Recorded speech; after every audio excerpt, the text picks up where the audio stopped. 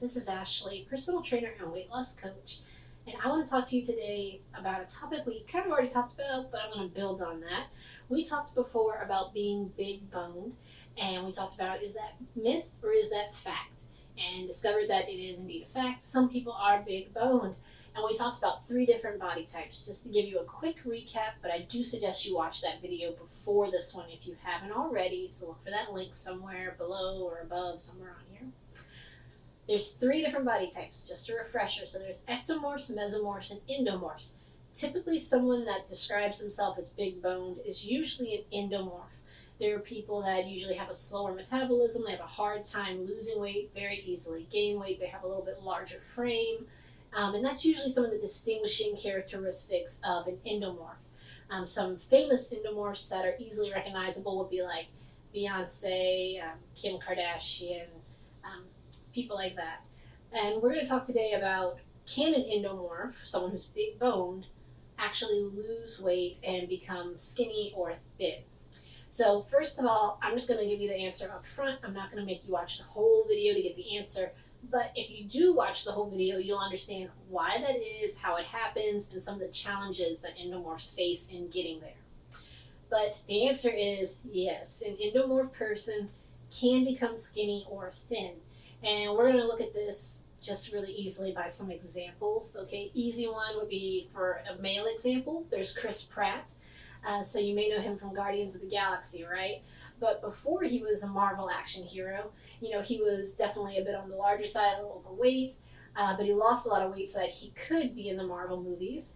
And while I would say he's not skinny or thin by any means, being an action hero, you can definitely see a day and night transformation in his body and the way it looks. So you can absolutely, get in shape, have this, I guess you may say a more pleasing aesthetic, or however you want to describe it.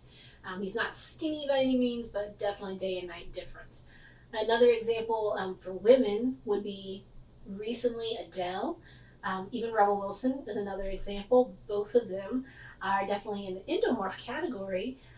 Were overweight before and just recently have been experiencing tremendous weight loss success. And, for better or for worse, people are talking about it like crazy. But you can definitely see in their pictures and images, especially in the case of Adele, she's lost a ton of weight. That I would say now she's pretty much skinny thin. I would say that. Of course, beauty is in the eye of the beholder, so some people may say she could lose another pound or 2, but I think she's quite thin, very fit where she is right now. So whatever it is, whatever your preference, your thoughts, the answer to the question is yes. There are plenty of people that are endomorphs that have been overweight, that are, big boned, and they have been able to lose weight and become skinny or thin. Before we talk about challenges that specifically pertain to endomorphs losing weight and getting to that place where they're skinny or thin, let's talk about what really happens when you lose weight, because I think that helps you to answer the question. Really, what happens is when you lose weight, you create a calorie deficit, your body starts to burn more calories than it takes in, and you will either lose body fat, body muscle, water weight, your glycogen stores may be depleted a bit. That's kind of basically all that's moving. Your bones are not going to change no matter how much weight you lose. They're not going to suddenly shrink. You're not going to go from a different frame size person to a much smaller person. But you can change the muscle percentage, the fat percentage, your water, bloat, things like that, which will affect your overall appearance. So if you're able to cut down on bloating, you're able to increase your muscle percentage, decrease your body fat, you can definitely arrive at a place that, you may consider skinny or thin or athletic, whatever aesthetic you're trying to build. You can definitely do it. And it doesn't matter if you're ectomorph, mesomorph, or endomorph. All of these categories you can build and add weight to look differently. A great example of this is plenty of people on Instagram that are doing all these glute workouts, where you can see that by training the glutes, if you train glutes all the time and you're eating your protein and stuff, you can build the bubble butt of your dreams. So if you want to lose weight, gain weight, anybody can change their body by playing with that muscle percentage, the body fat percentage, to get it just right to whatever you find to be pleasing and makes you happy. You can definitely do it. So let's get into some of the challenges you may face if you are an endomorph and you are trying to become skinny or thin. The main challenge, of course, is by definition, endomorphs tend to have a slower metabolism and they tend to gain weight easily and they have a harder time losing it. So just overcoming the inertia of just getting the scale to move little by little by little, you're going to have to put in more effort. Most likely, if you've ever worked out with a friend that's a different body type, you two may be going to the gym together, eating lunch together, you're doing pretty much the same stuff, and they're like, oh yeah, I'm down 8 pounds, and you're over there like, I barely lost 1, I'm down like 0.8. It could very well be that they are a different body type than you, they have a faster metabolism than you, and so even though you feel like I'm doing all the right things, it's not working, it can seriously just be harder for you because of your body type. Could be genetics, could be a lot of things going on.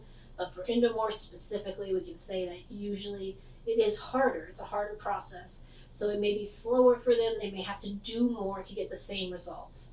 So just having that knowledge up front is going to be one of the challenges that you have to overcome. You have to do a little bit more than everybody else. Another problem is sometimes perception. When you're losing weight, and this affects everyone, endomorph, mesomorph, ectomorph, doesn't matter.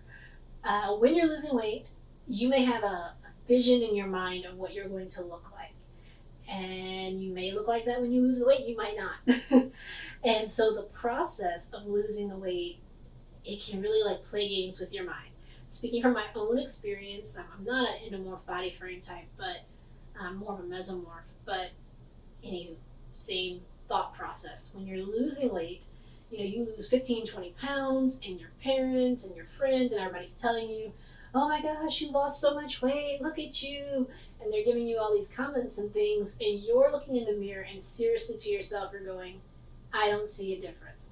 I know I lost 20 pounds. I've been, on this diet, exercising, doing everything, and I barely see some difference. And you can become frustrated with yourself.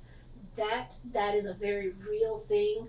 I'm sure there's a word for it that I'm not thinking of right now, but basically there's something that happens, a disconnect between your eyes, your brain, and the mirror. So you need to be aware as you're losing weight, and especially if you're going for a certain look. There's an aesthetic you're trying to get to. You want skinny, you want thin, you want athletic. Whatever it is that you have going on in your mind, just be prepared that it might look different in the mirror, but also you may not be seeing things correctly.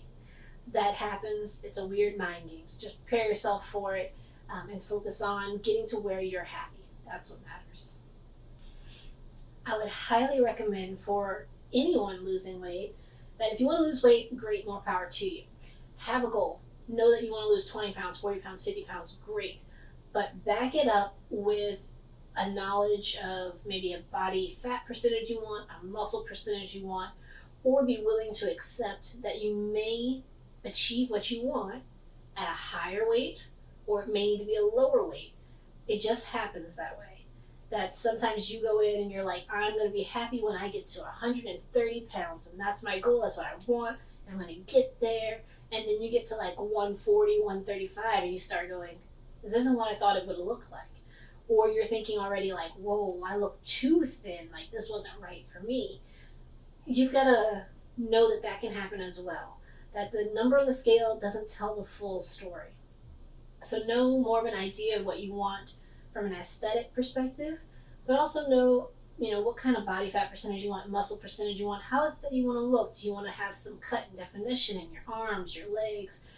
Do you want to be like that kind of, in shape thin, or do you want to be something in the middle somewhere? Where is it that you want to be? And just know that pushing yourself to lose 50, 60 pounds might be the way to get there, but it also might not. So just focus on losing the weight and take everything, like I said, into account. Inches, the mirror, what you can see, the scale, body fat, muscle percentage. We'll look at it from multiple angles because your mind and your eyes will play tricks on you.